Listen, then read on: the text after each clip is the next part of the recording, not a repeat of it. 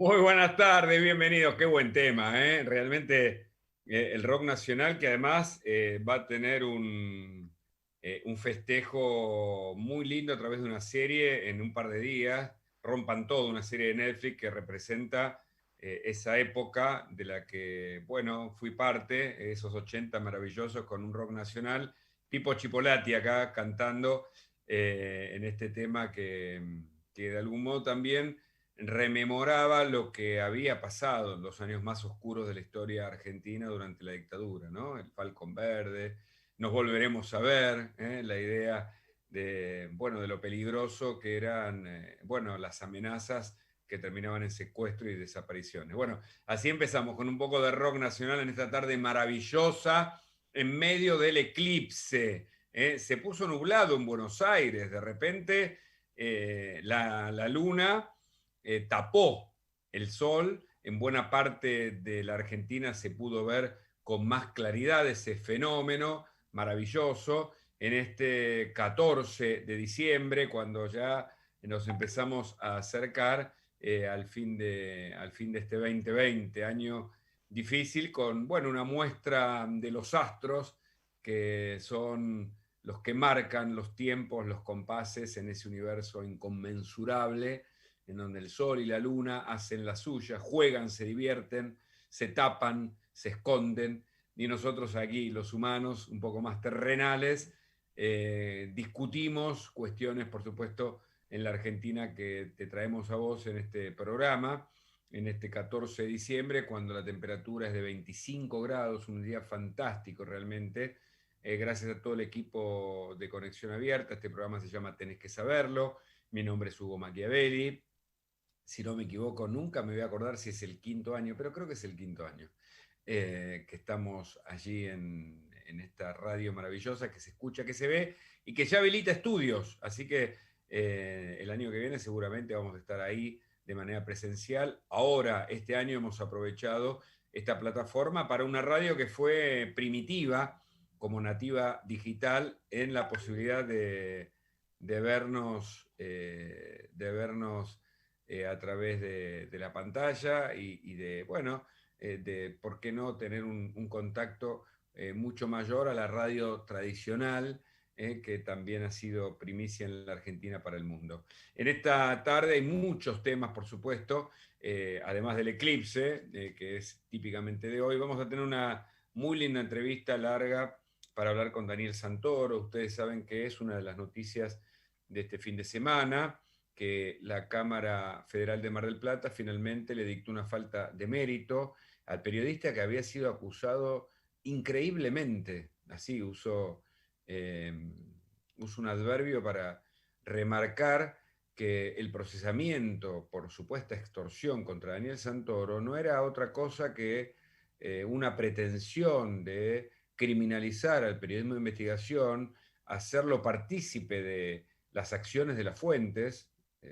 Insistimos, las fuentes pueden tener su vida y uno puede y debe entrevistar a cualquier fuente, porque lo importante es la información que se publica, que además tiene que ser corroborada a través de otras fuentes, y relacionar a Santoro con D'Alessio, con los delitos que D'Alessio cometió, era una barbaridad, y de algún modo, con la criminalización de Santoro dedicado al periodismo de investigación, me parece que iban más allá.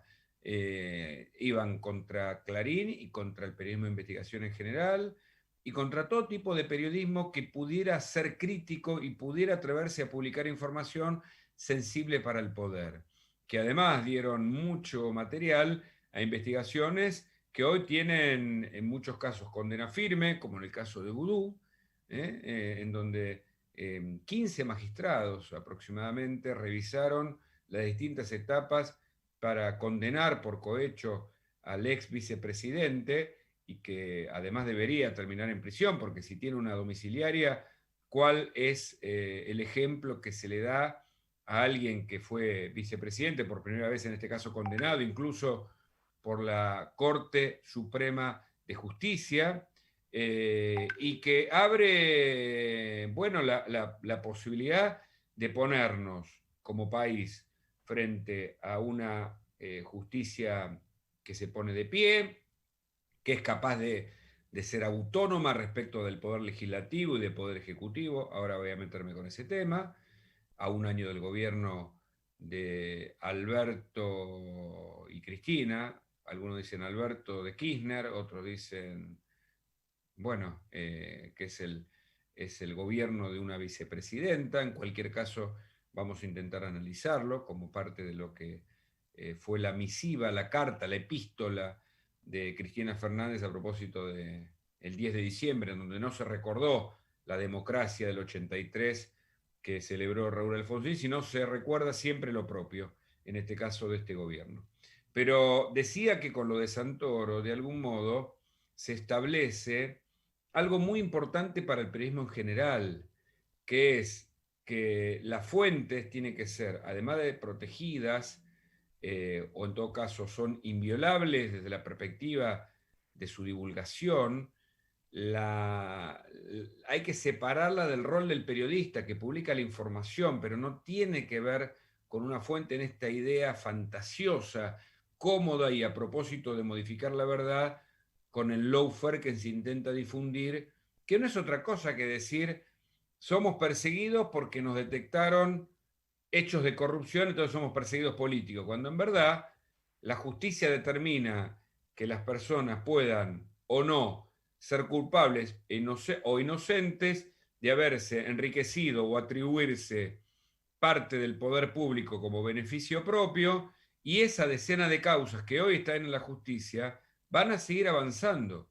Entonces, desde el gobierno, cuyos funcionarios, muchos de los cuales están acusados en causa de corrupción, intentan salir como manotazos de ahogado para decir que hay un lawfare o que hay una guerra de las galaxias contra ellos, que se da también con el Lavallato en Brasil contra Lula, a quien se le detectaron hechos de corrupción, por más que uno pueda estar o no de acuerdo con la política de Lula. De hecho, gran parte de la política de Lula fue muy buena para Brasil, pero eso nos quita los hechos de corrupción. Lo mismo en el caso de Correa, condenado y que tuvo que irse a otro país para no caer preso. Lo mismo en Perú. Es decir, gobiernos acusados de hechos probados en distintas instancias judiciales por cuestiones de corrupción que además dejan un tendal de pobres que se multiplican y necesitan de ese poder del Estado que lo utiliza para sí mismo y no a favor del resto de la ciudadanía, y cuando les llega el momento de la condena, en vez de tener la hidalguía de pagar con su condena, no, quieren esquivar una vez más el bulto, diciendo en este caso que hay una guerra contra ellos desde el punto de vista político. Y cualquiera sea el gobierno de turno, merece ser investigado tanto por el periodismo como por la justicia para evitar los abusos de poder que son típicamente de los gobiernos latinoamericanos, con bolsones enormes de corrupción, donde falta justamente de todo, ellos se quedan con lo que falta. Entonces, frente a esa sociedad tan desigual, lo único que podemos hacer es alentar a que el periodismo, a que los medios y a que nuestro laburo pueda servir de herramienta a las sociedades para que conozcan aquello que los poderosos, usando el poder para sí mismos, intentan ocultar. Gente que nunca laburó en la actividad privada y que siempre estuvo en el Estado y de repente se hacen mega multimillonarios y hablan de los pobres. Esa enorme contradicción, patética además, es la que demuestra los datos de una Argentina que tenemos hoy, que se puede resumir en tres o cuatro. Respecto de la pandemia, para hablar concretamente del año de gobierno, 40.000 muertos por coronavirus. Nos ubica entre los 10 primeros países del mundo con más muertos por millón de habitantes por la pandemia. Demuestra que la cuarentena, además de destruir la economía y generar un montón de otros problemas sociales, tampoco fue inteligente porque no se testeó del mejor modo, ni se pudo evitar 40.000 muertes, que al principio, según digo para recordarle a la gente, el ministro González García, Ginés González García, que además tiene un montón de negocios acomodados a la salud pública que él administra como ministro, dijo que no podían superar los 10.000 y estamos en 40.000. Bueno, Ese es un dato de este año, de la pandemia, del coronavirus, de la mala gestión de la salud pública, que no colapsó, es cierto, que no fue dramática y que tal vez haya servido por lo temprano de la cuarentena, pero que extender una medida a lo largo del tiempo generó otras destrucciones que veremos en los próximos meses. En pobreza, 44,2 para muchos, midiendo diciembre, 50. 50% de pobres en Argentina, con una pobreza por primera vez, no por los números, sino por lo cualitativo, una cuestión son los datos, lo cuantitativo, otra cuestión lo cualitativo, de los que analiza sobre todo del Observatorio de la Deuda Social de la Universidad Católica Argentina, por primera vez una pobreza estructural de más del 40%, casi el 50%. Estructural es, ya está solidificada. Que se palió o no creció tanto, por supuesto, a propósito de los CIFE que ya no están y de los ATP que tampoco están. Y que demuestra que hay un 10% de indigencia. Un 10% de indigencia. 6 de cada 10 chicos son pobres. O mejor dicho, 2 de cada 3 son pobres. Entonces, mirando un poquito más allá de las narices, sabemos que en pocos años tendremos un país mucho más deteriorado que el presente. Porque lo que pasa cuando se discute la idea de imputabilidad es que hace un tiempo hablábamos de los hijos de los 90, que fueron esos chicos que se criaron en hogares desmembrados por la aplicación de una política salvaje en los 90, que cerraba todas las empresas públicas y que generó una enorme desocupación y cuya herencia tuvimos hace un tiempo. Bueno, ahora hablamos de los hijos de los 2000. El chico que mató a Dimitri Armillán, ese chico nació en 2005, tiene 15 años y ya había caído 4 veces y el Estado no hizo nada, un Estado ausente, para contenerlo, para educarlo, para ayudarlo a que no mate. Cuando en Gran Bretaña la imputabilidad empieza a los 10 años, o en España o en Alemania, a los 14 nosotros todavía no sabemos qué hacer con los chicos. Y es una discusión que no se quiere dar, mientras, por supuesto, el aborto va camino a su legalización o a la no imputabilidad para las mujeres. Y esa es otra discusión y está bien darla, porque los congresos son las instituciones en donde las sociedades deciden cómo van a tratar cada tema. Ahora, ese tema está bien tratado y este no se trata. Cuando el polaquito cayó 7 veces y mató a un vecino del barrio 31, con 15 años también, y tanto el asesino de Dimitri Armillán, el kinesiólogo al que mataron como un perro con un tiro en el cuello por una bicicleta, como la víctima del polaquito que había caído 7 veces, utilizaron la misma arma. Mirá qué loco. Un revólver calibre 32, que consiguen porque hay un mercado ilegal de armas, mientras se pelean las bandas en el conurbano y matan a personas inocentes, como pasó el otro día. O ayer, en donde matan un bebé de 8 años en Rosario, de 8 meses, perdón, un bebé de 8 meses en Rosario también en un cruce criminal. Esta es la Argentina que viene, atención.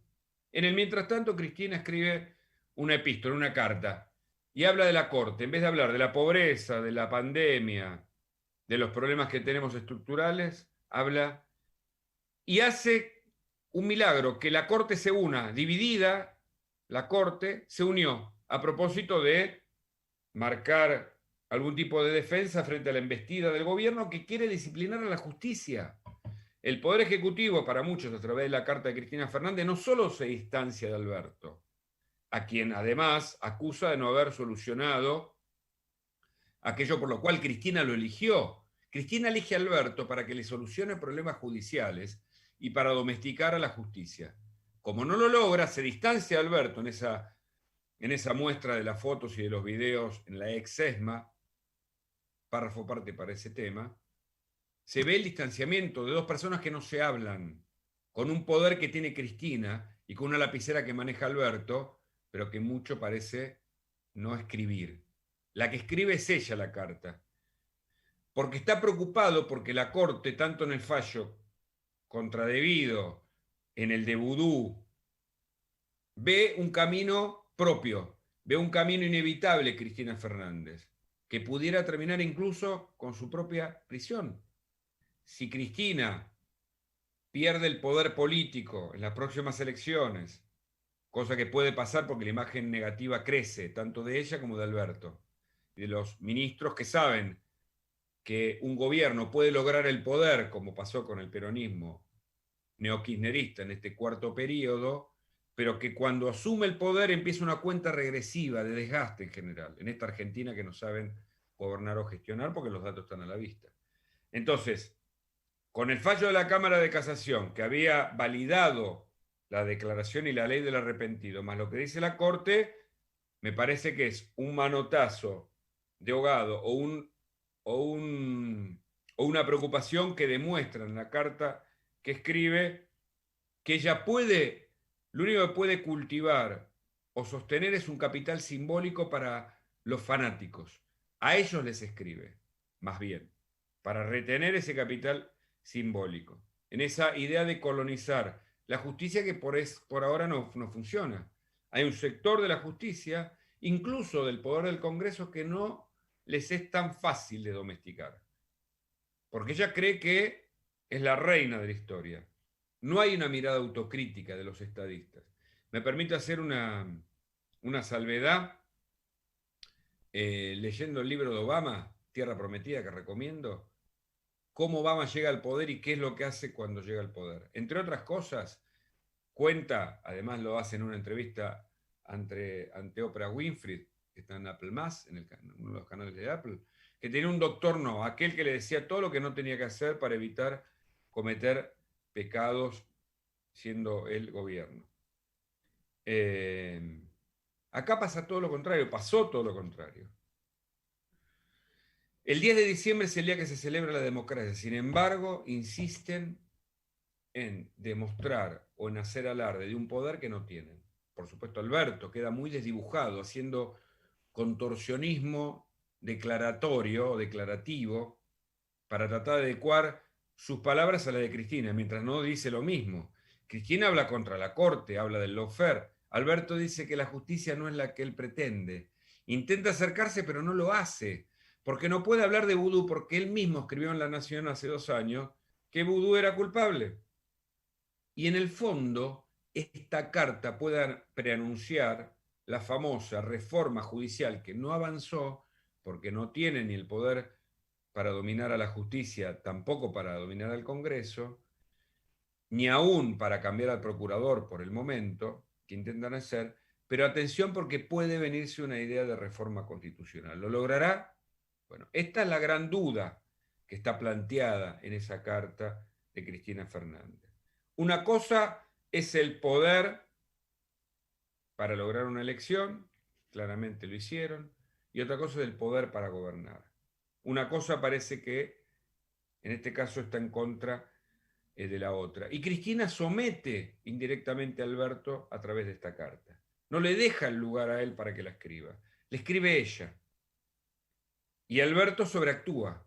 Entonces tiene que adecuar todo el tiempo, eh, tiene que adecuar sus palabras y tiene que modificar lo que él pensaba sobre el acuerdo del fondo porque Cristina le sale con otra mirada, con otra opinión. Y tiene que poner a funcionarios más ligados a ella cuando ella dijo que hay funcionarios que no funcionan. Entonces, el poder, el poder puede obnubilar, el poder puede encandilar. Hay una nota que recomiendo, que escribe Jaime Bailey en La Nación, como todos los domingos, que cuenta historias y parece tener un alter ego, algo así que se llama Barclays, que se entrevista con un candidato presidencial, que uno supondría que es Biden. Pero en cualquier caso, ese candidato, aunque se parece más a Trump, es una suerte de lunático del poder.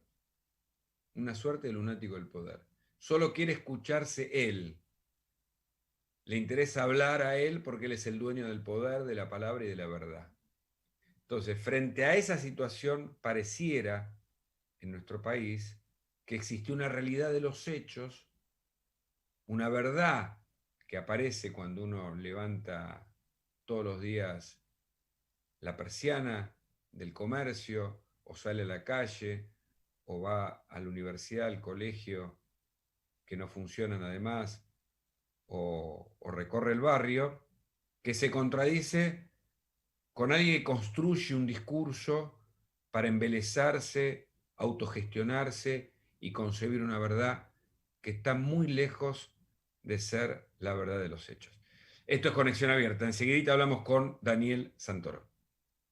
Qué bueno, los abuelos de la nada, ahí Miguel Abuelo, Andrés Calamaro, entre tantos, que también son de algún modo los padres del rock nacional con ese, bueno, con ese grupo maravilloso que iluminaron, bueno, muchas noches, tardes y por supuesto días completos con esa música. Insisto, estoy con gran expectativa de escuchar, de ver pasado mañana la serie Rompan Todo, que es la historia hecha por Santolaya, producida por él, sobre el rock latinoamericano, en épocas en las que post dictadura se iluminó de algún modo la cultura popular y el rock emergió con distintas manifestaciones según el país, pero el nuestro fue de los más potentes, Los Abuelos de la Nada, Soda Stereo sobre todo, ese grupo, bueno, ni que hablar, digamos, hasta desde el Indio Solari, los Ratones Paranoicos, qué sé yo, Memphis, La Blusera, uno puede mencionar entre todos a Charly García, Serú Girán, Sui Generis, que venían de antes, pero que también eclosionaron en esos años, y esta serie promete aportar mucho para nuestra cultura. Es un buen momento para ilustrarse, leer mucho y también mirar documentales. Es un lindo momento pese al confinamiento que va disminuyendo, teniendo en cuenta que aparentemente lo peor de la pandemia ya pasó. Incluso frente al rebrote, cuando uno consulta, ayer en especial domingo, el programa que conduzco junto a Agustina Girón y también Javier Hermoso, de 18 a 20 los domingos en La Nación, en la previa de la cornisa de Luis Majul, que ya vamos terminando este ciclo para Dios mediante volver el año que viene. Allí entrevisté a Marta Cohen, la médica argentina tan premiada, ella que está en Gran Bretaña, y contaba los avances, tanto en materia de vacunas, por la Pfizer, por la de Oxford, incluso por la Sputnik, que no tienen todavía los avales médicos, pero lo van a tener próximamente, y también las repercusiones sobre aquellos que por problemas alérgicos o por algunas cuestiones previas pueden tener alguna reacción adversa con la vacuna, pero que finalmente el mundo durante el próximo año estará en gran medida vacunado y se logrará casi, dicho a grosso modo, lo que se llama la inmunidad de rebaño. Porque si bien hay ya mutaciones del COVID-19, se cree que además, y este es lo que quería remarcar, se sabe mejor cómo tratarlo. Entonces, aquella sorpresa que vivimos en enero, febrero o marzo o abril de este año, de este 2020 que ya se está yendo, no estará del mismo modo para el año próximo. Es decir, no solo porque ya sabemos que hay que usar barbijo, ayer Cohen explicaba que el barbijo lo que hace, si uno está con alguien infectado, es disminuir la cantidad de carga viral, porque hace que, digamos, lo que uno eyecta, el virus salga hacia arriba y en otras direcciones con la contención del barbijo. Y aún si pasara algo por medio del barbijo, por distintas razones, va a pasar mucho menos que sin el barbijo. Y que a su vez el otro, teniendo barbijo, también se previene a sí mismo. Que esas medidas preventivas que antes no estaban tan claras, ahora se conocen, pero que a su vez alguien con enfermedad ya concretamente también puede ser tratado con una enorme cantidad de tratamientos antiinflamatorios, porque ella hablaba ayer y señalaba algo que creo que comentamos, que se sabe que más que una enfermedad respiratoria es una enfermedad circulatoria que ataca a los pulmones como también al corazón, y que entonces por diagnosticar que es inflamatoria, tratar con distintos medicamentos, dexametasona, digamos, y otros, que incluso ibuprofeno y otro tipo de tratamiento, depende del caso, también evita que los decesos sean como ocurrieron durante el comienzo de este año. Y el rebrote en Europa también, y esto por otras fuentes, está vinculado con la mayor cantidad de testeos, cosa que no se ha hecho en la Argentina, en donde ya superamos el 1,5 millones de contagios, pero para muchos estamos triplicando eso, y lo dijo Rubinstein, el ex secretario y ministro de Salud, que él cree que casi la mitad o un 30% de la población argentina seguramente pasó por el coronavirus. Y también el hecho de la cantidad de asintomáticos que lo padecen, que nunca saben finalmente que tuvieron la enfermedad. Bueno, el gobierno, un dato de último momento, estatizó todas las rutas e incorporó 1.700 empleados después de meses de negociación, rescindió la concesión de 5 de los 6 corredores viales que quedaban vigentes y que habían sido adjudicados en julio del 2018. Idas y vueltas. No hay una manera en la que la Argentina pueda construir una política a largo plazo. Abren el Palomar, el aeropuerto, y finalmente lo cierran. Quedan sin trabajo unas 1.000 familias aproximadamente. Es decir, evidentemente tenemos inconvenientes con la gobernabilidad. Se va y se vuelve todo el tiempo. Bueno, monotributo, hay incertidumbre sobre cómo se actualizarán los montos el año próximo, claro, porque frente a la inflación se sabe que el mínimo no imponible para quienes paguen ganancias estará alrededor de 75.000 pesos mensuales, pero por ahora no se sabe bien cómo va a funcionar el monotributo en términos de las escalas para poder facturar de esa manera. Bueno, más títulos, todos obviamente, con el eclipse solar, el minuto a minuto del evento astronómico de este año.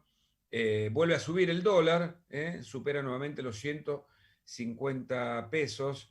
El Palomar, la respuesta de la Cámpora, un sector del gobierno tras el cierre. Claro, acusan a la Cámpora de haber cerrado, de haber sido el responsable de haber cerrado el aeropuerto del Palomar, y la Cámpora parece que dice que no. Estamos intentando comunicarme, perdón, con Daniel Santoro, que debería comunicarse ahora para entrar a veces las comunicaciones. Veremos también qué es lo que pasa con las comunicaciones el año próximo, ¿no? Hay muchos problemas. Nosotros que laburamos allí en La Nación, en 3 programas, ¿no? Obviamente, Especial Domingo, le decía, La Cornisa y Mirá, de lunes a jueves, a partir de fin de año, de lunes a viernes, y que hacemos muchas notas por Zoom, tenemos problemas con las comunicaciones porque para muchos hay gran conflicto con la inversión en ese campo. Más títulos. A ver, si ustedes me permiten. Bueno, ganancias, todo lo que hay que saber sobre el impuesto en 2021. Bueno, algunos hombres del gobierno, por ejemplo, Juan Javandié, dice: en la Argentina hay presos políticos. Esta idea que les contaba al principio, que muchos señalan ahí como una voz del kirchnerismo más duro para ir con la idea de los presos políticos. En realidad son políticos presos porque cometieron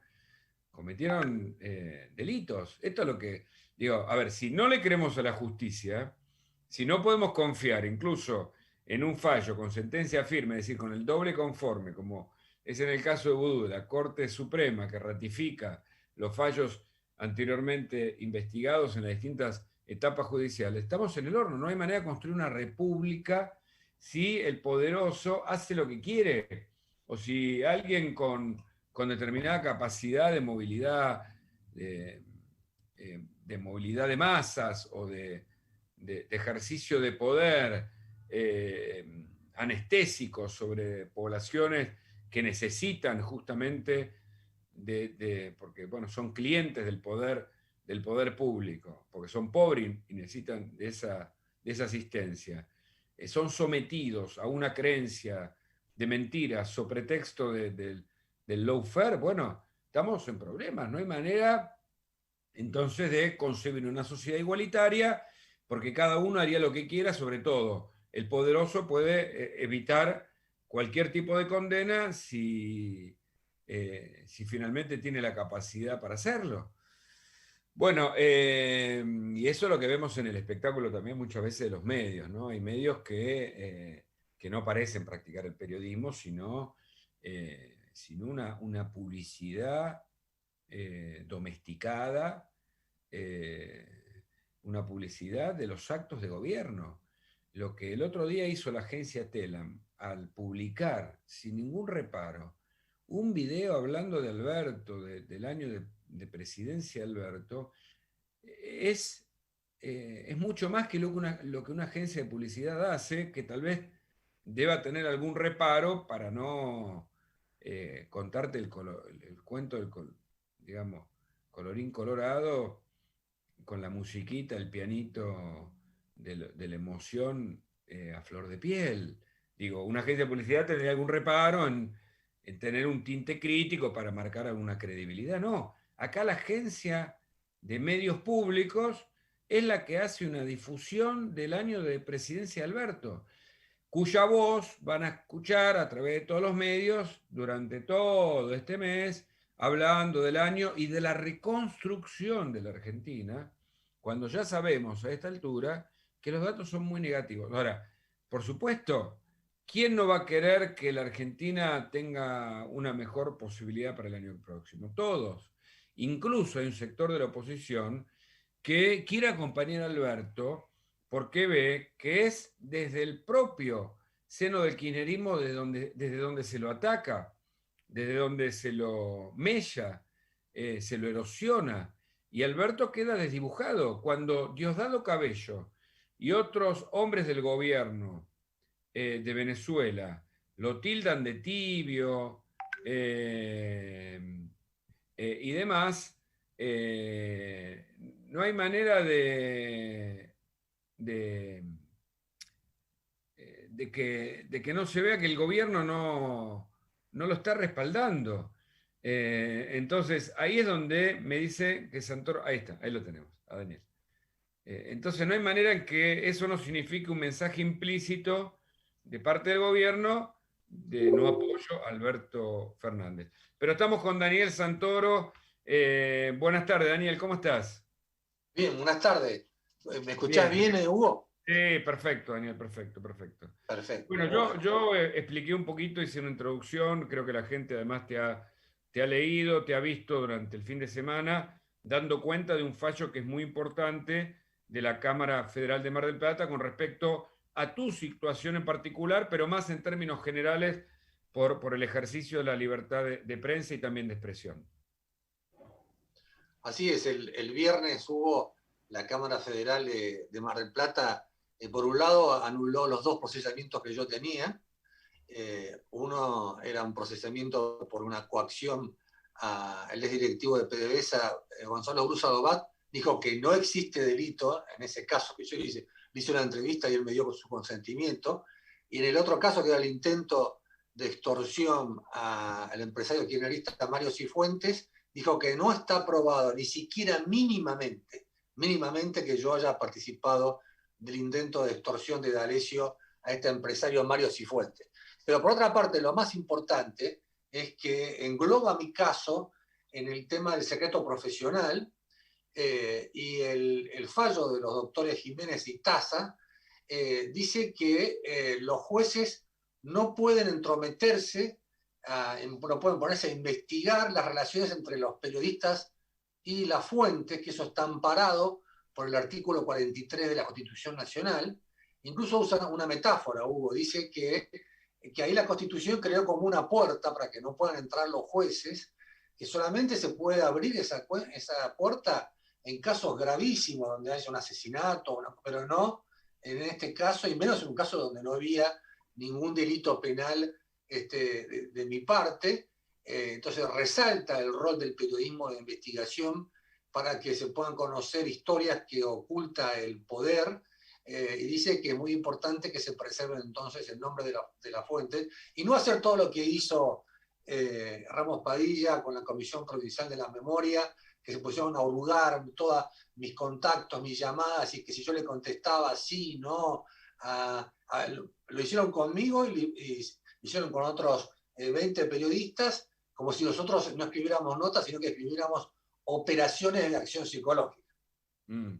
Es muy importante, Daniel, vos remarcaste ayer, sobre todo en la cornisa y también el otro día que hablamos, es muy importante esto para la democracia incluso, porque se remarca la importancia del trabajo de un periodista de investigación y en el marco de la libertad incluso, no solo de prensa, sino de expresión, y se resguarda la relación que el periodista pueda mantener con la fuente, que no lo hace responsable del accionar de cada uno, de la fuente que es consultada, sino por el contrario, de lo que debe preservarse del trabajo periodístico, ¿no? Sí, yo creo que ese fallo es una especie de escudo protector legal, no solamente para mi caso, sino para otros casos que ya están abiertos, como el caso de Cabot, de Diego Cabot, el caso de Italo Pisani en Río Negro, el caso de Daniel Enz, el caso de Luis Gasulla, porque está diciendo los jueces no pueden meterse en la relación entre los periodistas y las fuentes, en base tanto al artículo 43 de la Constitución Nacional como a con la Convención de los Derechos Humanos, la Convención Latinoamericana de los Derechos Humanos. Yo invito a todos a leer la resolución de la Cámara Federal de Mar del Plata, porque yo creo que es un caso testigo para frenar este avance que existe desde el gobierno y de algunos jueces militantes en contra del periodismo independiente, ¿no? Daniel, sé todo lo que has padecido, el escarnio de algunos sectores del poder actual, del gobierno, de la propia vicepresidenta Cristina Fernández. Incluso te diría que hubo un sector que fue funcional porque no quiso tampoco jugarse por tu honestidad, que sí lo hizo en su momento Lilita Carrió, como muchísimos otros colegas que te conocemos hace muchos años. Ahora, ese sufrimiento tan personal y que me consta por un montón de razones, ¿se ve compensado, digo, por este fallo en el que se remarca la verdad del trabajo periodístico en serio? ¿O no? Yo creo que se ve compensado, Hugo, porque nuestro trabajo no es juzgar ni estigmatizar a nadie, sino que es acercarnos a la verdad. Y lo que está diciendo es que yo estaba cerca de la verdad cuando denuncié el operativo PUF y toda esta maniobra que se hizo para llevar esta causa, que la inventó Horacio Berbisky con una nota que tiene 37 mentiras y falsedades, y después siguió con Página 12, con el Estape Web y demás. Y la Cámara está diciendo, Santoro ejerció el periodismo, punto. No hay ahí ninguna otra intento de espionaje, de extorsión, de coacción, y todo este intento de criminalizar el periodismo.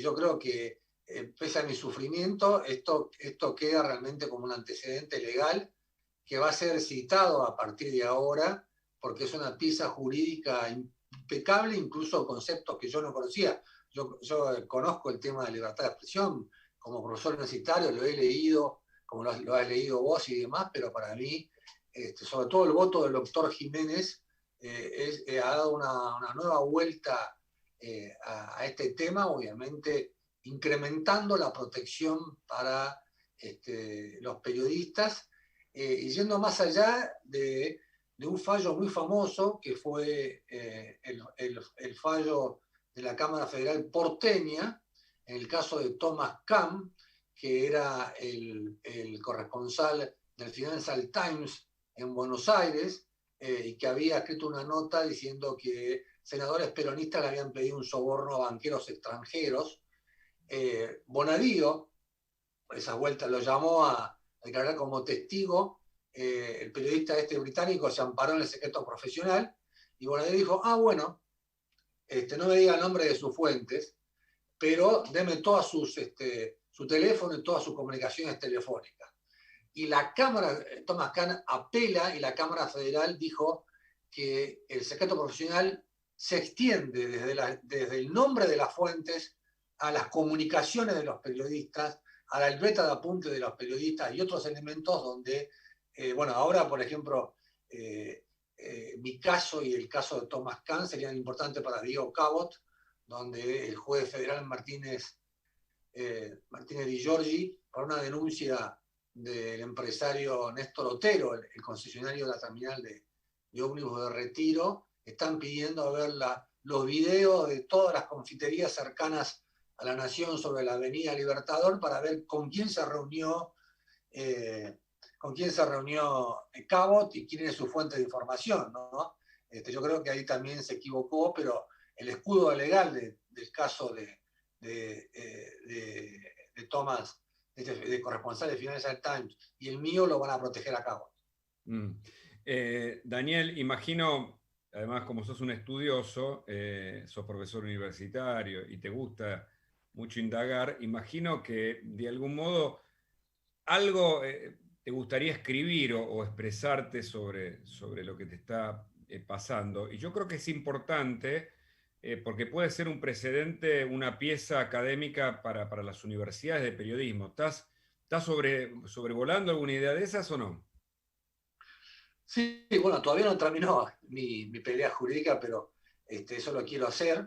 Por lo pronto, el jueves hay una charla en la Universidad Austral, donde va a estar Antonio María Hernández, que es el constituyente que inscribió el artículo 43 en la Constitución. Va a estar el decano de la Facultad de Derecho de la Universidad Austral y el presidente de FOPEA, Fernando Ruiz, para empezar a hacer un primer análisis de este fallo, que yo creo que es un caso testigo. Qué bueno. El tiempo y la verdad están de tu lado, Daniel, lo sabés, siempre lo hemos compartido. Pero pensemos también que hay un sector de fanáticos y de leales a cualquier idea, a cualquier relato que hablan del lawfare y ese tipo de fantasías que van a insistir. ¿Pensás que también lo harán en tu causa, que van a apelar? ¿Cómo suponés que va a actuar ese sector tan, digamos, tan arbitrario? No, yo creo que sí, que van a apelar, aunque digamos el margen que tiene es un margen muy chico, porque ya la Cámara Federal de Mar del Plata dijo Santoro no cometió delitos comunes y está amparado por el artículo 43 de la Constitución, pero obviamente tanto la Cámara Federal de Mar del Plata como la Corte Suprema en el caso Vudú, o como la Cámara Federal de Casación Penal en el caso de los arrepentidos de la causa de los cuadernos, no hablaron de lawfare, digamos, es un invento, de un relato para buscar la impunidad, pero bueno, lo van a seguir intentando. Y en cuanto a los periodistas, obviamente, yo cuando me equivoco, que me he equivocado en una carrera periodística de 40 años, me rectifiqué con mi nombre y apellido, ¿no? Esta gente este fin de semana, obviamente, han omitido la noticia. El Destape Web publicó la noticia diciendo que yo había, pero página 12, el Cuenta de Luna, además, no me hicieron ninguna, por lo menos que publique la noticia diciendo que la Cámara Federal de Mar del Plata que anuló mi procesamiento. ¿Telam publicó algo, la agencia oficial?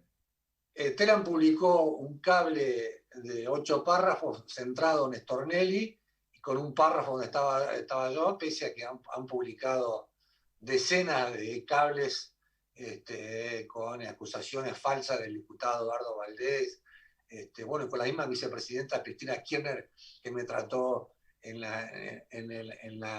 el Congreso, en la Casa del Pueblo, me trató de periodista extorsionador, sin esperar siquiera que hipotéticamente yo tuviera un procesamiento confirmado. Te aprovecho para hacerte una última pregunta a propósito de los últimos fallos judiciales. Por un lado, este de la Cámara Federal de Mar del Plata. Hablaste del de la Cámara de Casación, donde se señala la constitucionalidad de la ley del arrepentido. Hablamos del fallo de la Corte sobre el caso Vudú y antes sobre los pedidos negativos a debido. ¿Imaginás con el avance de los juicios que lo que pasó con la carta de Cristina Fernández es una muestra más bien de preocupación frente a un accionar judicial independiente y que resiste este embate? Sí, la carta de Cristina Kirchner de la semana pasada muestra una situación de desesperación ante el fracaso de este paquete de medidas judiciales que ella puso en marcha durante este año, porque obviamente le han salido mal, y como bien reseñaste vos en tu pregunta, y hace unos minutos nomás un sacerdote amigo de Cristina pidió un indulto para Vudú, un indulto presidencial, y yo creo que ante el avance de las 8 causas contra Cristina y los procesamientos que tiene y los juicios orales y públicos, en última instancia vamos a ver que en un par de años lo que le va a quedar es eso, pedir un indulto presidencial, aunque sea en el caso de un procesamiento en una condena firme, pero ya está el presidente de Menem, que indultó a los excomandantes, a los jefes guerrilleros y a los carapintadas, son también en causas donde solamente estaban procesados. Qué tema que habrá que seguir de cerca porque me parece que incluso el gobierno está perdiendo poder, o al menos la imagen negativa, tanto de Alberto como de Cristina, entiendo que está creciendo, ¿no? Sí, bueno, yo no soy un analista político, pero digamos, todo este ataque furioso a los jueces, a los periodistas, obviamente eso provoca una caída en el prestigio del presidente y de la vicepresidenta. Bueno, no sé hasta dónde va a llegar eso. Tampoco sé, obviamente, cuál va a ser la respuesta ante estas actitudes, ante estos, digamos, retrocesos en su estrategia judicial, pero queda muy claro, bueno, el director de Human Rights Watch, que es la organización de derechos humanos más importante de América Latina, José María Vivanco, dijo que la carta de Cristina era una presión inadmisible sobre la Corte, ¿no? Y estamos hablando de alguien que es un aliado de los organismos de derechos humanos de la Argentina, que en su mayoría apoyan a Cristina. Entonces, obviamente están dañando el sistema institucional argentino. Daniel Santoro, muchas gracias por el contacto. Fuerte abrazo. Gracias a vos. Chao, chao. Luego. Chau, chau.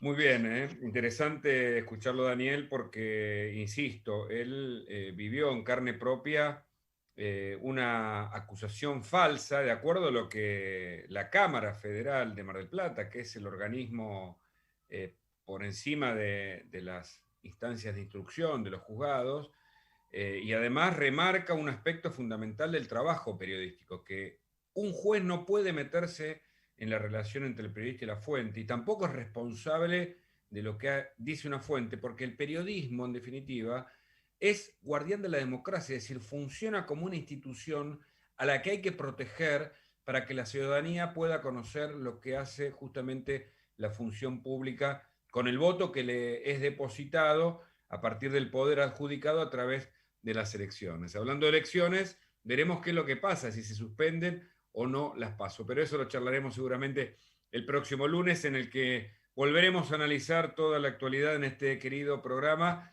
que dejamos por hoy. Faltan un par de minutitos nada más para las 3 de la tarde, un sol fantástico. Terminó el eclipse, ya volvió el sol, en un momento se nubló todo, un dato histórico que no dejamos pasar en este mediados de diciembre, 14 de diciembre. Muchas gracias a todo el equipo, a Julita Sánchez, que está del otro lado y nos pone online en la operación técnica, a Estefanía Machiavelli y a Brando Machiavelli por las redes y la colaboración desde Lobos y Corderos Producciones, a Moni Lutzki y